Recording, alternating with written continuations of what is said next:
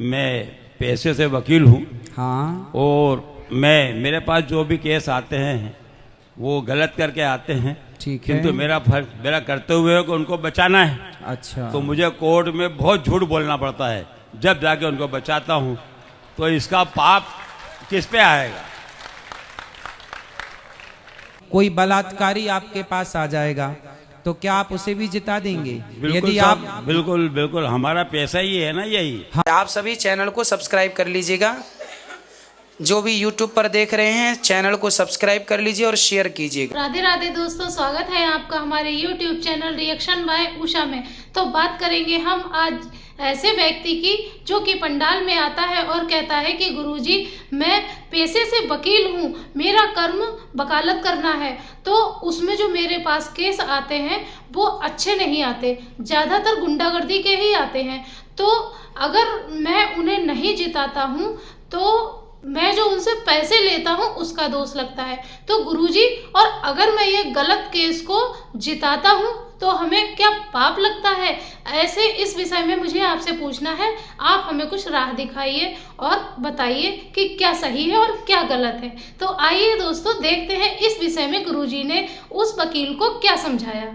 गुरुजी चरण स्पर्श। खुश रहिए।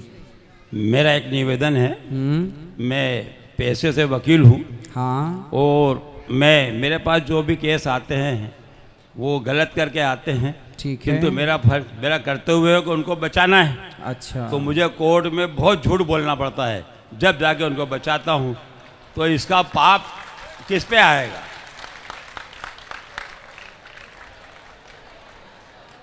ये बताइए कि आप जब किसी का केस लड़ते हैं हाँ। तो आपको ये पता होता है कि ये आदमी गलत है या सही है? बिल्कुल बिल्कुल पता लगता है हमको, हम पहचान लेते हैं, जान लेते हैं। हाँ, वैसे आप तो वकील हैं, आप तो समझ जाते हैं थोड़ी सी इंक्वायरी में कि आप सही हैं या आप गलत हैं। बिल्कुल, फाइल पढ़ने में मालूम पड़ जाता है हमको हाँ। कि ये व्यक्ति गलत है कि सही है। तो किंतु वो हमारे पास आया है। हाँ, तो हमको तो उसको बचाना है। हाँ, आपके पास आया है तो गलत व्यक्ति यदि है हाँ। तो गलत को आप यदि जिता देंगे बिल्कुल, तो वो गलत हो जाएगा। इसलिए जीत हमेशा सत्य की, सही की होनी चाहिए। मैं सही हूं और कोई व्यक्ति गलत है और वो गलत आपके पास आ गया तो आप सोचेंगे ये मेरे पास आया है तो इसे जिताओ। नहीं, कोई बलात्कारी आपके पास आ जाएगा तो क्या आप उसे भी जिता देंगे? यदि आप बिल्कुल बिल्कुल, हमारा पैसा ही है ना यही। हाँ, तो गलत है, करते हुए ये आप हमारे पास जो व्यक्ति आएगा वो किस लिए आएगा? उसकी मदद के लिए कि हम उसको देख सलाह। पर आपको यदि पता है कि ये गलत है ना, वो तो मालूम है। यदि गलत है तो फिर गलत को आप मत जिताओ। आप कहो भैया मैं झूठ नहीं बोल सकता, मैं नहीं करता। हम केस नहीं लड़ सकते साहब। तो आप अच्छे लोगों के केस लड़ो। अरे तो कितने ईमानदारी, सत्य को जिताओ। सत्य को जिताएंगे आप तो फिर सत्य जिताएगा आपको। पंडित जी, मेरा यह कहना है कि अच्छे लोगों के तो केस बनते ही नहीं है। केस बनते हैं सिर्फ गरीब। दो लोग हैं केस में, दो लोग होते हैं। दो लोग होते हैं। एक अपराधी होता है, बिल्कुल, एक जिसके साथ अपराध हुआ वो होता है। हाँ। तो दो में से एक तो सही है। हाँ, एक तो सही है ना। तो अब दो लड़ रहे हैं तो एक तो सही होगा। तो जो सही है आप फाइल पढ़ के समझ लो कि कौन सा सही है। जो सही है उसका केस आप ले लो। भाई तू सही, मैं तुझे जिताऊंगा, और तू गलत है भैया मैं तेरा केस लेते ही नहीं। जो सही रहता है ना उसका केस तो गवर्नमेंट लड़ती है, हम थोड़ी लड़ते हैं। वो सरकारी वकील लड़ता है। हम तो उनके केस लड़ते हैं जो हमारे पास आता है प्राइवेट वकील, उनके केस लड़ते हैं, उनको बचाते हैं हम। हाँ। अब हमारा तो अब जैसे हमने कई एक्सीडेंट हो जाते हैं, मारते, हम जानते हैं कि इसने एक्सीडेंट किया है, हाथ करके बदमाशी करी है, फिर भी हम उसको बचा लाते हैं और बरी करवा देते हैं। तो ये तो हमने पाप तो किया है। बिल्कुल पाप तो किया है। इसका प्रतिफल क्या होगा ये मैं सिर्फ जानकारी। अब इसका प्रतिफल तो देखो, हर कर्म का फल भगवान देते हैं। बिल्कुल। भीष्म पितामह जी ने बाणों की सैया क्यों पाई? क्योंकि 21 जन्म पहले उन्होंने कांटे को, एक सांप को कांटों के ढेर में फेंका था। कांटों के ढेर में एक सर्प को फेंका, वो कांटों से चुभ गया और पूरा सांप विदीर्ण हो गया, दर्द से कराह रहा था और अंत में उस सर्प की मृत्यु हो गई। तो कांटों की सैया सांप को दी तो बाणों की सैया भीष्म पितामह को मिल गई। ये कर्म दंड है, इसलिए भोगना तो पड़ता है। ये तो साहब यदि आप अनजाने में पाप कर लिए हैं तो और क्षमा मांग लिए हैं, अब नहीं करेंगे तो शायद भगवान क्षमा भी करें, लेकिन हमें पता है कि ये गलत है, फिर भी हम पाप किए जा रहे हैं। तो हम तो ये वो क्या- दंड, अब आप पूछ रहे हैं कि उसका फल क्या है। पाप आपने जो किए हैं उसका दंड भगवान देंगे, उसका क्या दंड होगा वो तो ईश्वर ही तय करेंगे। हम और आप कौन होते हैं तय करने वाले। ये तो कहना सही है आपका साहब पंडित जी। मैं ये इसीलिए तो पूछने आया था आपसे। हाँ। मैं एक वकील हूँ, इसलिए मैंने आपको जानकारी ली थी। आपकी अब उम्र, इस उम्र में आप पहुंचे हैं, बिल्कुल। अब तो मत करो कम से कम गलत।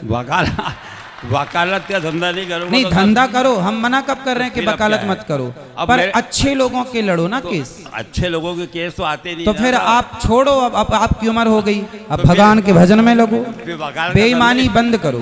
वकील लोग फिर कहाँ जाएंगे? कहाँ जाएंगे? शरण में रहो भगवान की। अरे भूखा सभी कौन मर रहा है भारत में, ये बताओ। वकील तो धंधा है ना साहब। ये तो नहीं। एक प्रकार बिजनेस बना रखा। एक व्यापारी व्यापार करता है, कितना ब्याज लेता है, कितना झूठ बोलता है, कितना बजट क्या क्या करता है, ये किसी आप भी, जानते हैं। चाहे व्यापारी हो, डॉक्टर हो, वकील हो, कुछ भी कहीं भी हो, बस हर आदमी को बेईमानी से बचना है, बस कहाँ झूठ बच से रहे हैं बचना साहब? है। ये डॉक्टर लोग कितनी फीस ले रहे हैं, जरा से बीमारी के लिए कितना फीस ले लेते हैं।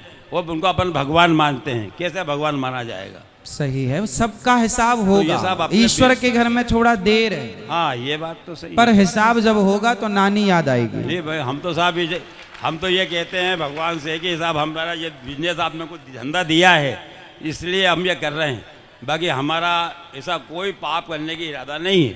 ठीक तो क्या है। करें, आपने हमको ये धंधा दिया है काम करने के लिए, अब इसमें हमको बचाना तो पड़ेगा। हमारा करते हुए तो नहीं भगवान ने आपको वकील इसलिए बनाया है कि आप अच्छे सच्चे लोगों को जिताएं, सत्य को जिताएं। झूठ को जिताने के लिए भगवान ने आपको वकील नहीं बनाया। जैसा आपने क्या बोला कि भगवान ने हमें ये काम दिया है, तो भगवान ने, अब जैसे मुझे भगवान ने काम दिया है भागवत सुनाने का, तो मैं आपको भागवत सुनाऊं, तो मैं अभी कोई भक्त भैया क्या बोल रहे थे कि उनके बेटा एक गुरु महाराज से जुड़े हैं, जो गुरु महाराज कहते हैं कि मंदिर क्यों जाते हो। कुछ गुरु महाराज ऐसे होते हैं जो मंदिरों से मूर्तियां फेंकवा देते हैं, तो वो लोग उस गुरु पद का दुरुपयोग कर रहे हैं कि नहीं? खुद को भगवान बना रहे हैं, खुद को भगवान मानकर बिठाल दिया कि भाई खुद की पूजा करा रहे हैं, और वो मंदिरों से भगवान को हटवा रहे हैं। तो वो अपने उस गुरु पद का दुरुपयोग कर रहे हैं, तो अब उन्हें दंड मिलेगा। हम उस पद पर बैठे हैं, तो हम उस पद पर बैठकर क्या कर रहे हैं कि भगवान ही सब करता धरता है, हम तो दास हैं। वरना कितने गुरु अपने आप को भगवान साबित करने में लगे हुए हैं, वो खुद ही भगवान बन रहे हैं। तो वो दुरुपयोग है। जैसे आपके कार्य में दुरुपयोग होता है ना चीजों, ऐसे हमारे यहाँ भी दुरुपयोग कुछ लोग करते हैं। तो हम लोगों का यदि ईश्वर ने ये कार्य दिया है तो इस पद की गरिमा को गलत प्रकार से यूज करने के लिए नहीं, बल्कि समाज का सही मार्गदर्शन करने के लिए हमें भगवान ने इस जगह पर बिठाया, और हम वही काम कर रहे हैं। मैं पंडित जी रोज आरती में जाता हूँ, मंदिर जाता हूँ, भगवान को मानता हूँ, और बहुत धार्मिक आदमी हूँ मैं। हाँ। किंतु मेरा धंधा ये है, तो मैं क्या करूँ? सत्य बोलिए, सत्य की राह पर बिल्कुल चलिए। साहब, अभी मैं देखो मंदिर डेली जाता हूँ, आरती में डेली जाता हूँ, सुबह भी पूजा पाठ सब अच्छा करता हूँ। हम क्या मंदिर करूं? मेरा जाते धंधा यही हैं, मंदिर जाते हैं, और मंदिर जाने के बाद आकर गलत काम करते हैं, तो मंदिर जाने का लाभ नहीं है। तो साहब धंधा ही मेरा ये है, तो क्या करूँ मैं? बचा देगा। हमने कहा कि आप अपने धंधे को गुरुजी, सही राह पर लगाइए। गुरुजी बेटा भी वकील है, पोता भी वकील है, मेरे पड़ोसी हैं बाबूजी। हाँ, चलो हम तो कहेंगे कि आप अच्छे सच्चे राह पर चलें, और उसी राह पर चल के जो पैसा कमाएं वही परिवार को रोटी खिलाएं।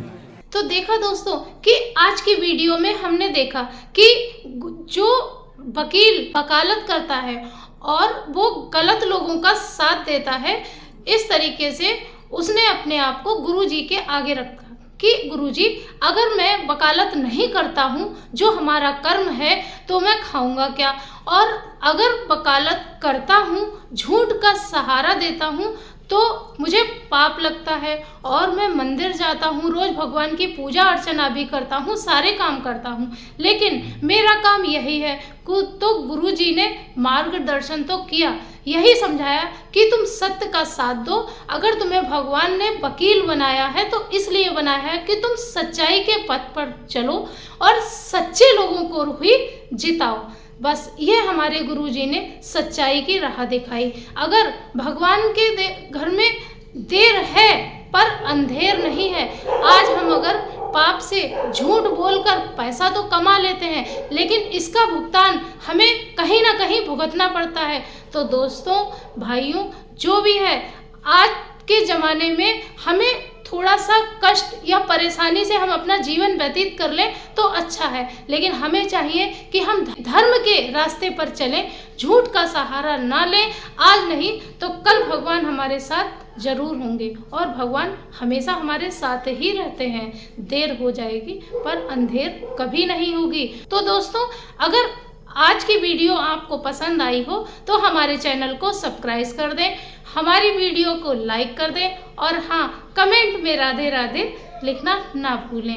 मिलेंगे ऐसी ही इंटरेस्टिंग वीडियो के साथ भक्ति से जुड़ी हुई। तब तक के लिए राधे राधे।